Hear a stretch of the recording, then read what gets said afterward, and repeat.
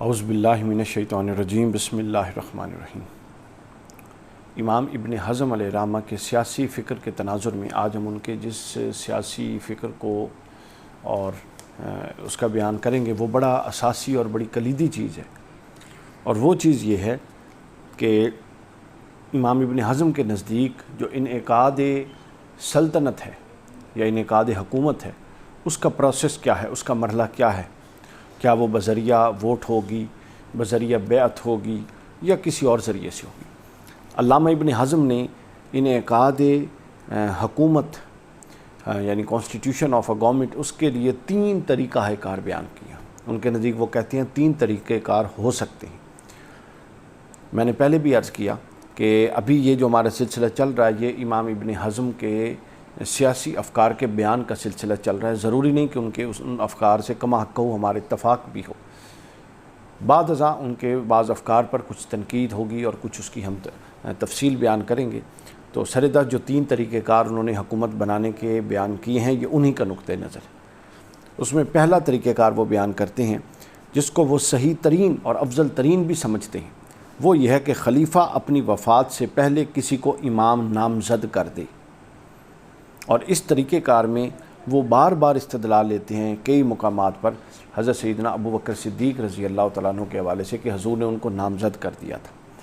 اس سے وہ استدلال آگے چلاتے ہیں۔ پھر حضرت ابو بکر کا بھی استدلال لیتے ہیں کہ حضرت ابو بکر نے حضرت عمر فاروق رضی اللہ تعالیٰ عنہ کو نامزد کر دیا تھا۔ جہاں تک حضرت سیدنا ابو بکر صدیق رضی اللہ تعالیٰ عنہ کا حضرت فاروق اعظم کو نامزد کرنا ہے، یہ تو بالکل ثابت ہے، لیکن جہاں تک حضور علیہ الصلوۃ والسلام کا جناب سیدنا صدیق اکبر کو نامزد کرنا ہے، یہ کہیں ثابت نہیں ہے۔ لہٰذا یہ علامہ ابن حزم کا ہی اپنی رائے ہے، اس سے اتفاق نہیں کیا جا سکتا، چونکہ وہ ثقیفہ بنی ساعدہ کا ایک پورا معاملہ وہ سب کے سامنے ہے، حدیث کتب حدیث میں بھی ہے، کتب تاریخ میں بھی۔ تو کہتے ہیں پہلا طریقہ کار یہ ہے کہ خلیفہ یا حکمران اپنی وفات سے پہلے نیا حکمران نامزد کر دے، خواہ وہ صحت کی حالت میں کرے یا بیماری کی حالت میں کرے، جس حالت میں بھی کرے۔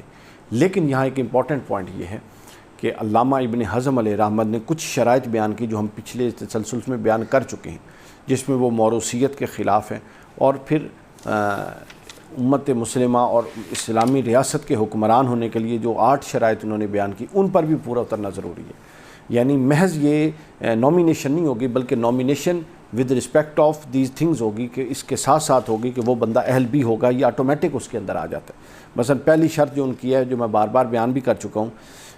اسلامی ریاست کے سربراہ کے لیے پہلی شرط ہے بالغ اور باتمیز ہونا، حق و باطل اور صحیح و غلط کی تمیز ہونا۔ دوسری شرط ہے مرد ہونا۔ تیسری شرط ہے مسلمان ہونا۔ چوتھی شرط ہے کتاب و سنت کی دعوت دینا اور اس دعوت پر رد عمل برداشت کرنا صبر و تحمل کے ساتھ۔ پھر عالم ہونا، اپنی سلطنت کی معاشی پالیسی بنا سکنا، سیاسی پالیسی بنا سکنا، خارجہ پالیسی بنا سکنا، عوام کے تحفظات کے لیے جو ممکنہ پالیسیز ہے وہ بنا سکنا، تعلیمی پالیسی بنا سکنا، دفاعی پالیسی بنا سکنا، یہ تمام پالیسیز بنا سکنے کی اہلیت ہونا۔ اور پھر آخری شرط وہ بیان کرتے ہیں کہ اس کا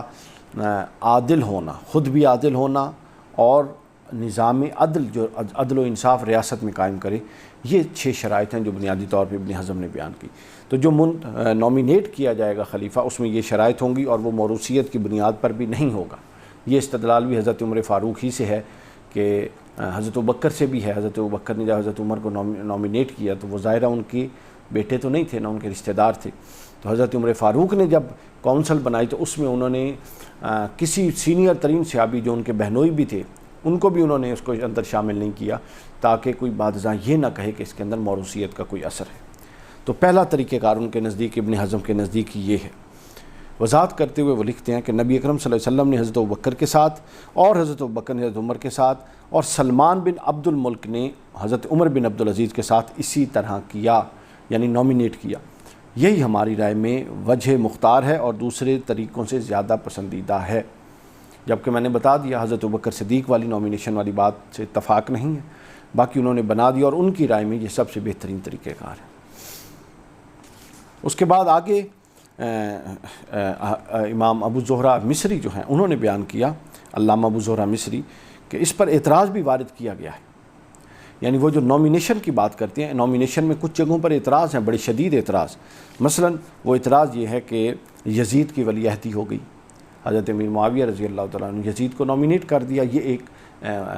نقطہ معترضہ ہے جس کو امت نے قبول نہیں کیا۔ اور پھر سلمان بن عبد الملک کو ولی عہد بنانے پر بھی صحابہ اور تابعین کا، صحابہ تو نہیں تھے، تابعین کرام کا اس پر اعتراض تھا۔ اگر یہ طریقہ صحیح ہوتا تو وہ اس پر معترض نہ ہوتے۔ یہ ایک اعتراض تھا جو ابن حزم کی فکر پر ہوا، اور یہ پھر ابن حزم تک ہی پہنچ گئی بات، تو ابن حزم نے اس پر پھر وضاحت بھی دے دی۔ امام ابن حزم کہتے ہیں کہ یہ اعتراض ولی عہدی کی بنا پر نہیں ہے، یعنی وہ ولی عہد بنانا تو جائز، نامینیٹ کرنا تو وہ جائز سمجھتے ہیں، بلکہ یہ اعتراض دین و اخلاق کی بنا پر، خلافت کی اہلیت نہ پائے جانے کی بنا پر اور اعلانیہ فساد برپا کیے جانے کی بنا پر تھا۔ لیکن یہاں انہوں نے 3 وجوہات بتائیں، اور علامہ ابن حزم ایک چوتھی وجہ جو خود ان کے فکر کی تھی، یہاں آ کر وہ اس کو سکپ کر گئے یا نسیان ہو گیا، بھول گئے، وہ موروثیت تھی، چونکہ یہ دونوں جگہوں پر موروثیت کار فرما ہے، حالانکہ وہ خود موروثیت کے تصور کے خلاف ہیں۔ تو لہٰذا اصولاً یزید کی ولی عہدی اور سلمان بن عبد الملک کی ولی عہدی دونوں اس تصور سے بھی نگیٹ کرتی ہیں، چونکہ دونوں میں موروثی سیاست کا تصور اور اس کا تسلسل تھا۔ یہ ہو گئی بات ان کے پہلے طریقہ کار کی۔ دوسرا طریقہ کار جو انعقاد حکومت کا بیان کرتے ہیں وہ یہ ہے کہ اگر خلیفہ نامزد کیے بغیر فوت ہو جائے، حکمران چلا جائے، تو جو شخص خلافت کا اہل ہو اور اس کا کوئی حریف مد مقابل بھی نہ ہو، 2 شرائط کہ ایک شخص اہل بھی ہو، تمام شرائط جو ہم بیان کر چکے، اور اس کا کوئی مد مقابل حریف بھی نہ ہو، اسے چاہیے کہ لوگوں کو دعوت بیعت دے دے۔ ایسے شخص کی بیعت کر لینا اور اس کی امامت تسلیم کر لینا ضروری ہے۔ یہاں وہ مثال دیتے ہیں کہ حضرت عثمان کی شہادت کے بعد حضرت علی نے ایسا کیا، خود اپنے آپ کو دعوت اور بیعت کے لیے پیش کیا، جبکہ اس سے بھی ہمیں اتفاق نہیں۔ تاریخی حقائق، تاریخی شواہد، مستند تاریخی شواہد یہ بتاتے ہیں کہ لوگ جھپٹ پڑے حضرت سیدنا عثمان غنی کی شہادت کے بعد رضی اللہ تعالیٰ عنہ حضرت مولا علی پر بیعت لینے کے لیے، اور حضرت علی کا کرتا تک پھاڑ دیا، اس کے بعد جا کے حضرت علی اس پر راضی ہوئے۔ تو یہ بھی امام ابن حزم کی بات سے اتفاق نہیں کیا جا سکتا۔ آگے پھر انہوں نے جو دوسری مثال دی اس سے استدلال درست ہے۔ وہ مثال یہ دی کہ ابن حزم نے حضرت خالد بن ولید رضی اللہ تعالیٰ عنہ کا ایک واقعہ بیان کر کے اس سے استشہاد کیا، احتجاج کیا۔ وہ کہتے ہیں حضرت خالد بن ولید نے غزوہ تبوک میں یوں ہی کیا تھا کہ جب حضرت زید بن حارثہ، حضرت جعفر بن ابی طالب اور عبداللہ بن رواح رضی اللہ عنہم ان کی شہادت ہو گئی، تو حضرت خالد نے کسی سے مشورہ کیے بغیر اسلامی جھنڈا تھام لیا۔ نبی اکرم صلی اللہ علیہ وسلم کو پتہ چلا تو انہوں نے بھی اس کی تائید فرمائی، اور تمام مسلمانوں نے بخوشی سے امر کو قبول کر لیا۔ اگرچہ کہ یہ امر ایک میدان جنگ کا ہے، یہاں کوئی مسلمانوں کے مدبرین اور کابرین موجود نہیں ہیں کہ جن کا اتفاق اس کا اتفاق کر لیا، تصور کر لیا جائے اور اس کو ریاست و سلطنت پر قیاس کر لیا جائے۔ لیکن علامہ ابن حزم نے اس کو بطور قیاس، اس پر قیاس کرتے ہوئے کیا، اور آگے پھر انہوں نے حضرت خالد بن ولید کی تائید، جو کہ صرف اس میدان جنگ کے درمیان کی تھی، اس کو حضور نے تائید بخشی، جس سے انہوں نے استدلال کیا کہ اگر کوئی خود بھی، اگر کوئی کمپیٹنٹ بندہ نہ ہو اور خود اپنے آپ کو پیش کرے تو اس کو قبول کیا جائے گا۔ یہ دوسری اس کے اندر چیز ہے۔ اسی تصور کا ایک اور طریقے سے ابن حزم نے بھی بیان کیا۔ وجہ یہ بتاتے ہیں کہ قیام حکومت ابن حزم کے نزدیک لازمی ہے، جیسا کہ میں ان کی فکر کے پہلے پوائنٹ میں بتا چکا ہوں۔ وہ کہتے ہیں کہ ایک دن نہ گزرنے پائے، اور پھر آخری حد انہوں نے 3 دنوں کی بتائی کہ 3 دن سے زیادہ ریاست کو بغیر نظم حکومت اور بغیر سربراہ حکومت کے نہیں رکھنا چاہیے۔ تو چونکہ اس کو وہ لازمی سمجھتے ہیں، اور اس کے نہ ہونے سے وہ کہتے ہیں بد نظمی ہوگی، فساد ہوگا، منکرات فروغ پائیں گی اور صالحات دب جائیں گی، لہٰذا اس کا ساتھ دینا ضروری ہے۔ یہاں لا کر وہ پوائنٹ اٹھاتے ہیں کہ جو شخص اب خود سے اپنے آپ کو پیش کر رہا ہے، اگر تم اس کا ساتھ نہیں دو گے تو گویا وہ معاشرے میں تو بد نظمی فروغ پا رہی ہے، معاشرے میں تو منکرات فروغ پا رہی ہیں، فساد اور فتنہ فروغ پا رہا ہے، تو لہٰذا یہاں عضو معطل بن کے بیٹھ جانا درست نہیں ہے۔ یہ انہوں نے اپنے ایک استدلال پیش کیا، اپنے جو حکومت سازی کا دوسرا طریقہ کار تھا اس کے اس بات میں۔ مسئلہ زیر بحث میں افکار ابن حزم کا خلاصہ یہ ہے، یہ ابو زہرہ مصری علیہ رحمہ کی، اب میں عبارت کا ترجمہ پڑھ رہا ہوں، یہ ہے کہ جو شخص خلافت کی شرائط پائے جانے کے بنا پر اس کا اہل ہو اور خلافت کی دعوت لے کر کھڑا ہو،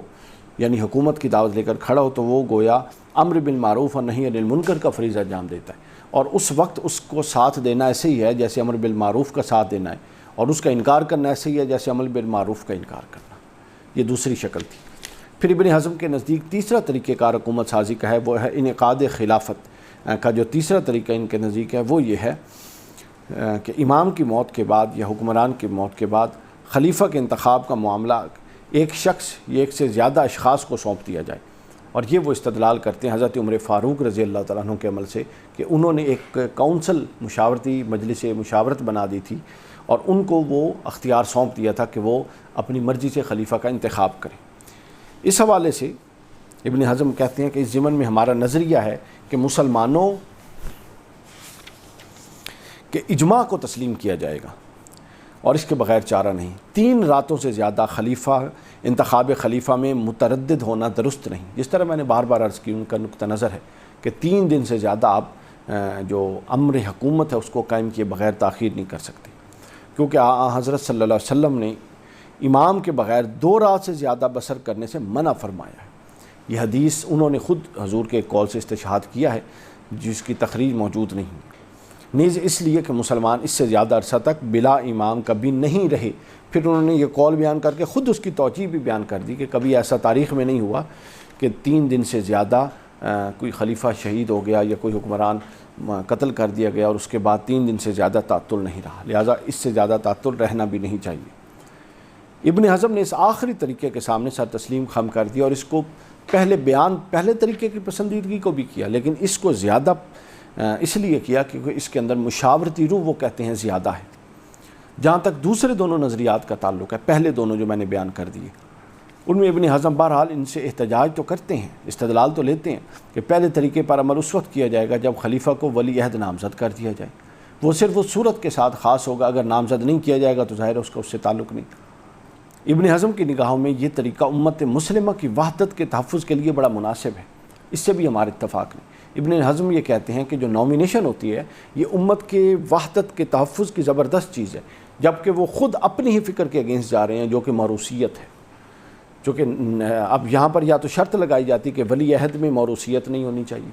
اگر ہم اس کو مطلب بلٹ ان کنسیپچولی چیز لے لیں کہ چونکہ انہوں نے موروثیت کے متعلق اپنا مقدمہ بیان کر دیا، تو یہاں خود ان کے مرادی معنی یہ ہیں کہ جو نامینیشن ہوگی ولی عہد کی وہ موروثیت کی بنیاد پہ نہیں ہوگی۔ اس کے باوجود ان کے اس نقطہ نظر سے اتفاق نہیں کیا جا سکتا، چونکہ قرآن نے جو اصول بتایا ہے وہ شورا ہے، باہمی مشاورت ہے، تو باہمی مشاورت کا تو دروازہ نامینیشن سے بند ہو جاتا ہے۔ دوسرے طریقہ کار سے متعلق بھی تبصرہ شیخ ابو زہرہ مصری نے کر دیا۔ وہ کہتے ہیں کہ دوسرا طریقہ اس وقت تک قابل عمل ہوگا جب خلیفہ مرحوم نے کوئی عہد نہ کیا ہو،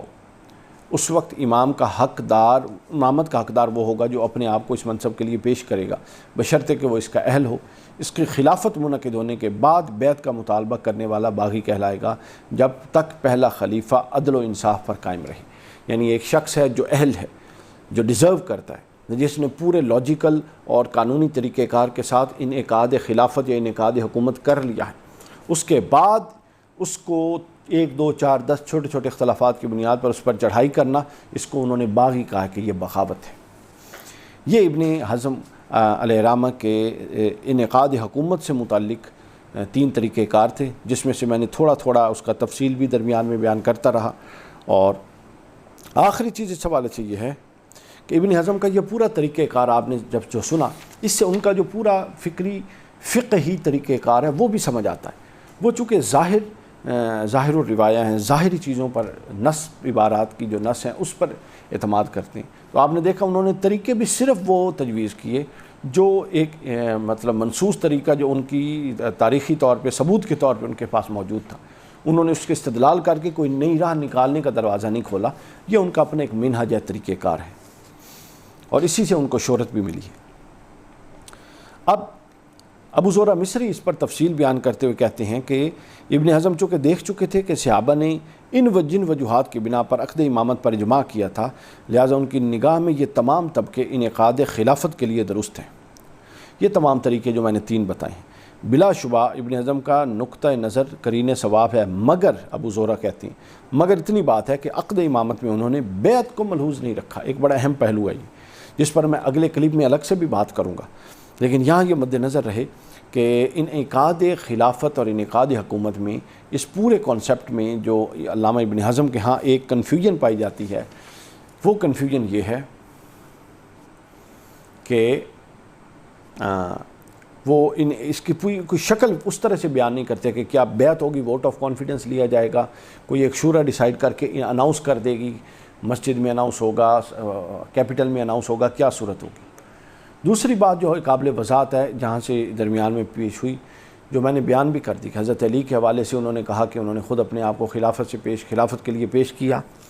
اس سے اتفاق نہیں، یہ درست بات نہیں ہے۔ اب آگے تبصرہ کرتے ہوئے، بات کو ختم کرتے ہوئے، علامہ ابو زہرہ مصری کہتے ہیں کہ شیخ محمد ابو زہرہ مصری کہتے ہیں کہ یہی وجہ ہے کہ ہم ابن حزم کی اس رائے کو قبول کرنے کے لیے تیار نہیں ہیں کہ خلیفہ سابق کے انتخاب کرنے سے ہی خلافت و امارت کا انعقاد ہوگا، یعنی سابقہ خلیفہ نومینیٹ کرے گا تو اس سے بہترین طریقہ یہ امامت کے انعقاد کا اور خلافت کے انعقاد کا، وہ کہتے ہیں اس سے ہمیں اتفاق نہیں۔ پھر آگے انہوں نے ثقیفہ بنی ساعدہ کی مثال دی، جو میں نے پہلے بھی عرض کر دی کہ حضرت ابوبکر صدیق رضی اللہ تعالیٰ عنہ کا وہ نومینیشن نہیں تھی حضور اسلام کی، وہاں ایک حادثاتی ماحول ایسا بن گیا تھا کہ امت کے وسیع تر مفاد میں سیدنا فاروق اعظم نے بیعت کر لی اور پھر وہ بیعت انعقاد ہو گیا، اجماعی طور پہ تمام صحابہ کرام نے اس کو قبول کر لیا اور امت نے آج تک اس کو قبول کیا ہوا ہے۔ یہ ہے علامہ ابو زہرہ مصری علیہ رحمہ کے، علامہ ابن حزم علیہ رحمہ کے انعقاد حکومت اور انعقاد گورنمنٹ کے 3 طریقہ کار۔ اس سے آپ اتفاق بھی کر سکتے ہیں، اختلاف بھی کر سکتے ہیں۔ ہمارا اس سیریز میں نقطہ نظر جو بڑے مسلمان ذہن ہیں، دماغ ہے، ان کے افکار و نظریات آپ تک پہنچانا ہے۔ والسلام۔